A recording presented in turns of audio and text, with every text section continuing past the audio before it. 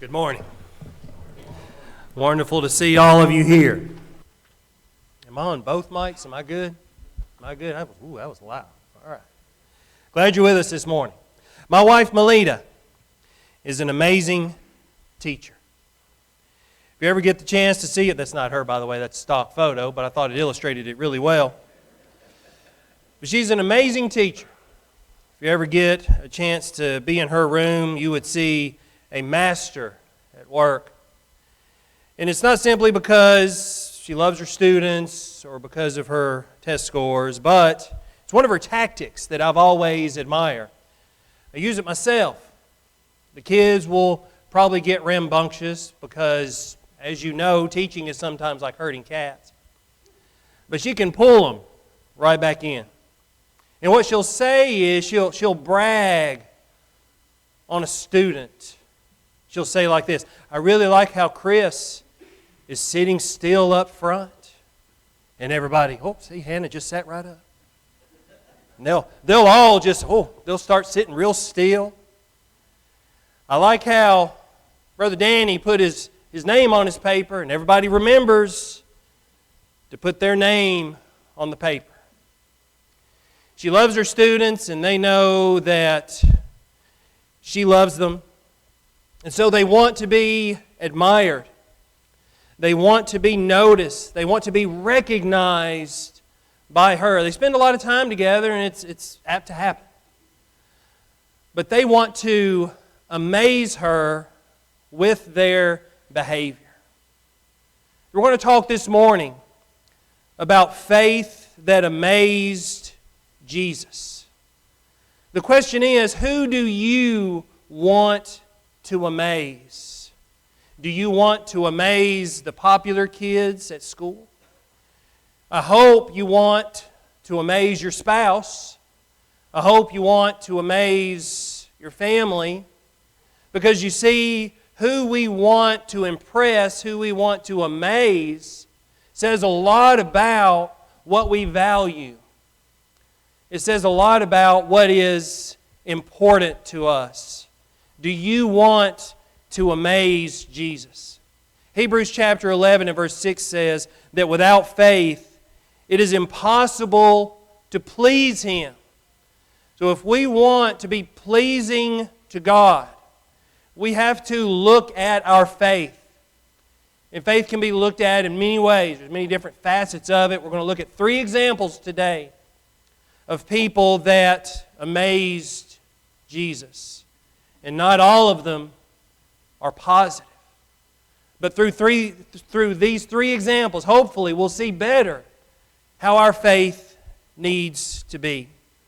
Let's turn first, please, to Matthew chapter 15. In Matthew chapter 15, we read of the Syro-Phoenician woman and about the faith that she had. As Jesus was going throughout His ministry, He would, of course, go from town to town, and the disciples would be there, and they would proclaim who He was. And so large crowds would begin to gather and hear what Jesus was teaching and see what Jesus was doing. And people had faith in who He was. And here we have an example of a Syrophoenician woman, not a Jew, someone who wasn't necessarily waiting on the prophecy of Jesus because of her family lineage, but because rather she had heard about Him. Matthew 15. Jesus went away from there and withdrew into the district of Tyre and Sidon, and a Canaanite woman from that region came out and began to cry out, saying, Have mercy on me, Lord, Son of David. My daughter is cruelly demon-possessed. But He did not answer her a word.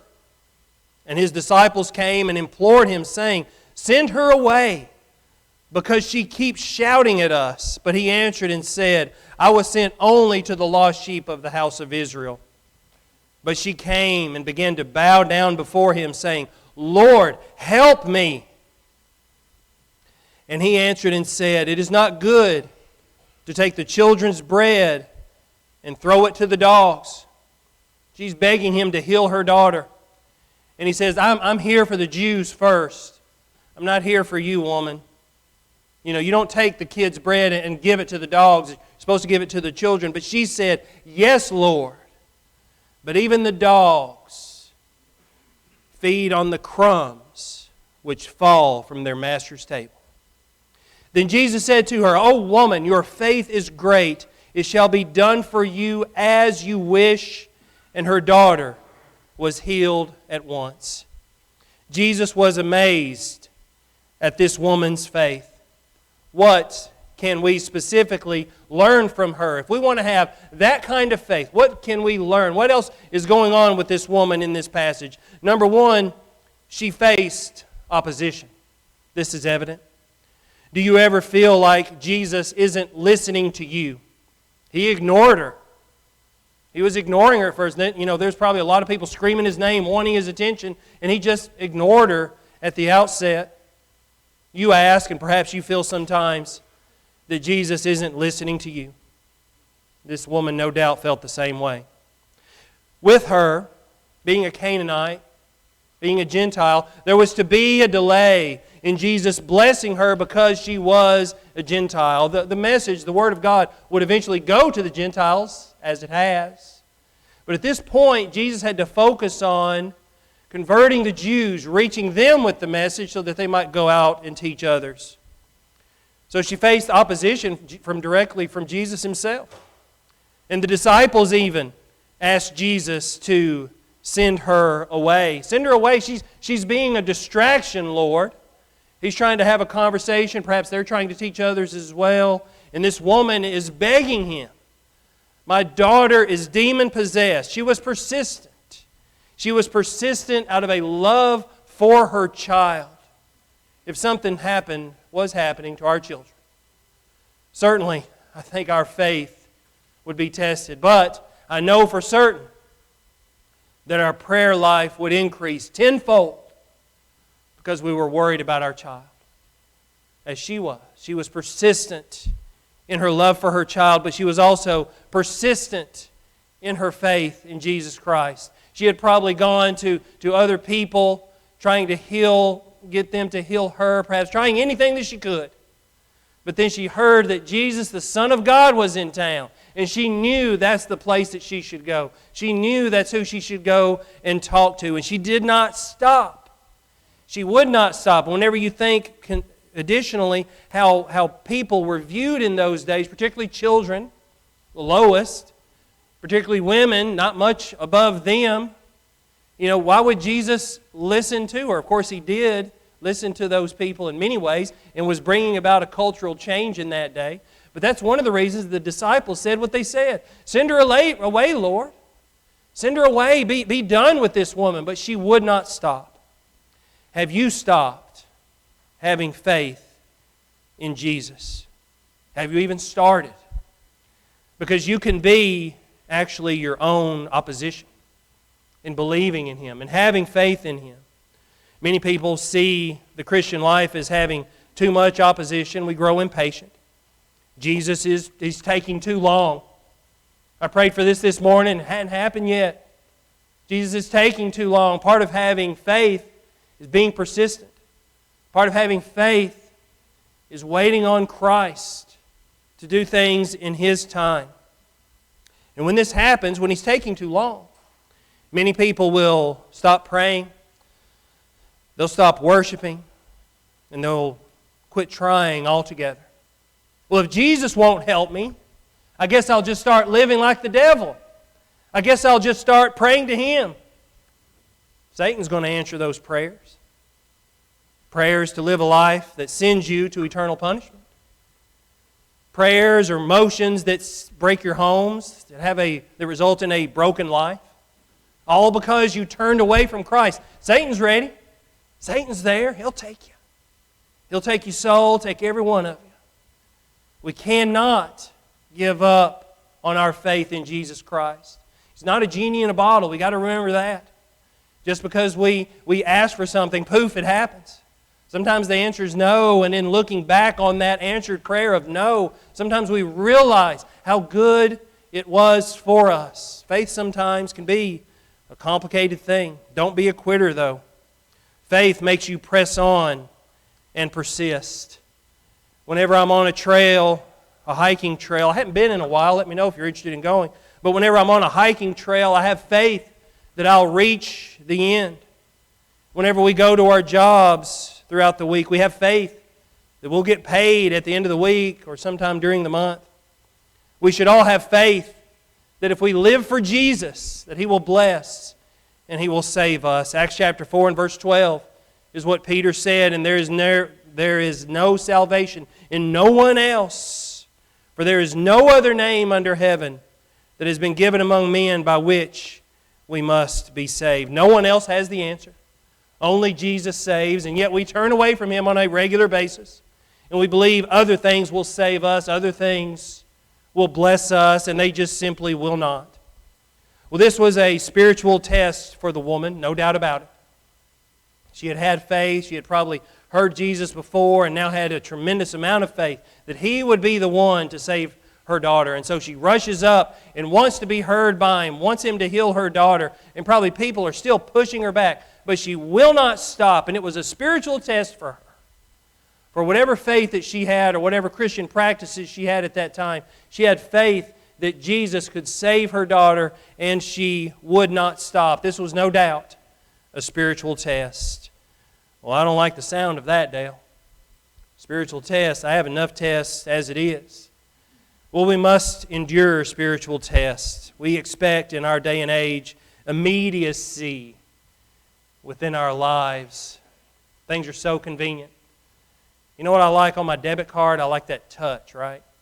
Man, that's pretty slick. That's pretty slick. You just take it and touch it. Oh, I got to slide it. Ugh. You know, so inconvenient, right? It's how bad we're getting. That's how bad we're getting. I really appreciated a restaurant this week that posted something along these lines. A barbecue place in town, the Meat Sweats. I don't really talk about Perry's, but the Meat Sweats is pretty good too. Well, they posted on Facebook because I think people are growing increasingly impatient.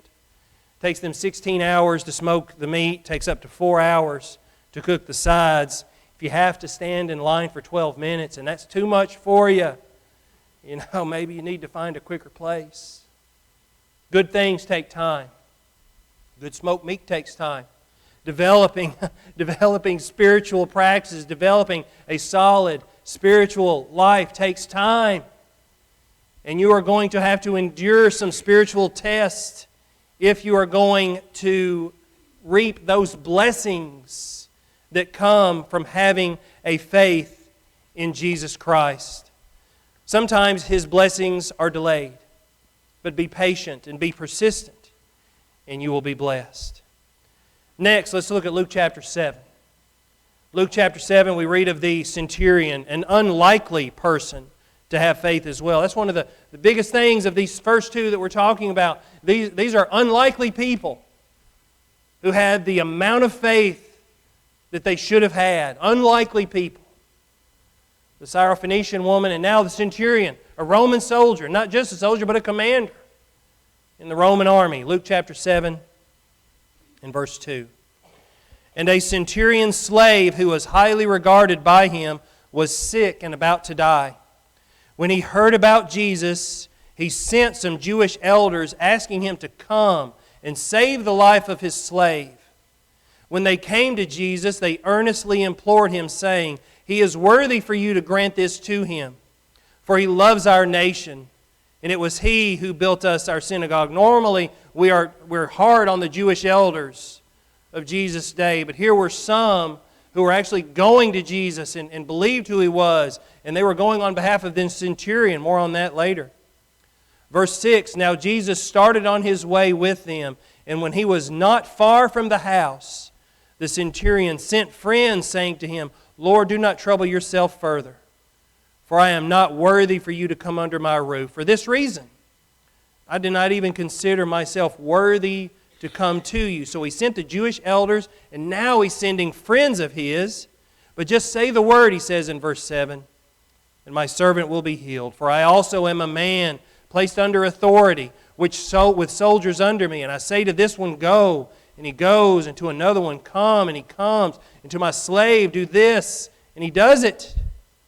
Now when Jesus heard this, He marveled at him and turned and said to the crowd that was following him, I say to you, not even in Israel, not even among my own people, have I found such great faith. When those who had been sent returned to the house, they found the slave in good health. What was it that impressed Jesus about the centurion? It was his faith, much like the Syrophoenician woman. And as in her passage, we do so in this passage, get a large window into the life of this man. This man, first off, was humble, despite his high-ranking position. Verses 6 through 8 talk about this. He did not see himself as worthy. He sent the Jewish elders. He sent some friends with a message. He saw the power that Jesus had. He knew the power that Jesus had and what he could do. The centurion didn't consider that he should do something, but he only went before Jesus with the messengers to the one who could make it. He had faith in Jesus, and he sent people. He says, I'm not worthy to be even in front of you, Lord. This is a centurion, a general in one of the greatest armies at that time that the world had ever known. And he is saying to himself, I can't go talk to this carpenter from Nazareth. He is so great, being the Son of God. This centurion's faith had a humility that would be difficult for many of us to understand. For we think sometimes that we are doing it all, that it's because of our faith, because of what we do, because of who we are, that we can get through things and do marvelous works. And we forget that it is Jesus whom we need to trust in, and it is Jesus with His power that can do great and marvelous things. 2 Corinthians 12, therefore I am well content with weaknesses. Paul understood humility. He was okay with being weak, with insults, with distresses, with persecutions, with difficulties for Christ's sake. I want Christ to be out in front of me. I want my friends to see that all I have to do is ask. In this moment with the centurion, all I have to do is ask, and he can heal my slave. I want my friends to know and to see that for Christ's sake. For when I am weak, then I am strong. You can't depend on man, but you can always depend on Jesus. So how is Jesus working in your life right now? Are you able to see His blessings? Do you feel His peace? Or are you trying to do it all yourself? In our first point, the Syrophoenician woman, things take time, and they certainly do. But James 1 and verse 6 also tells us, but he must ask in faith without any doubting. For the one who doubts is like the surf of the sea, driven and tossed by the wind. We must have faith that when we ask Jesus, that He will be there for us and accomplish what we ask of Him in one way or another. The centurion also was high in character. He had a tremendous character, and that's something that a lot of us forget about these days, not being a person of character. He was a Roman soldier, and we see this in verse 2, and his slave couldn't work. And the centurion actually had the right to kill the slave because of this. He was of no more use to him. But the centurion thought well of this slave and wanted to see him healed. Verse 3, the Jewish elders went to Jesus on behalf of the centurion. The Romans were, in many cases, were oppressive to the Jewish people. But this centurion had done marvelous things for the Jewish people at that time. And in verses 4 and 5, the Jewish people actually go to Jesus and vouch for His character. And the centurion had built their synagogue. They thought a lot of this man because he had such high character and moral standing. And we read a tremendous passage in Titus chapter 2. About Paul instructing the young preacher Timothy. And for our young men and our young ladies, as we consider how you go about in this life, this is a wonderful verse to reflect upon. And thinking about what it took, what did the centurion have to do to get those people to believe in him in such a way and to vouch for him? It was because of his character, because of who he was. Likewise, urge the young men to be sensible. In all things show yourself to be an example of good deeds, with purity in doctrine, dignified, sound in speech, which is beyond reproach for all of us What is our speech like? What about our doctrine? How do we act? Are we dignified?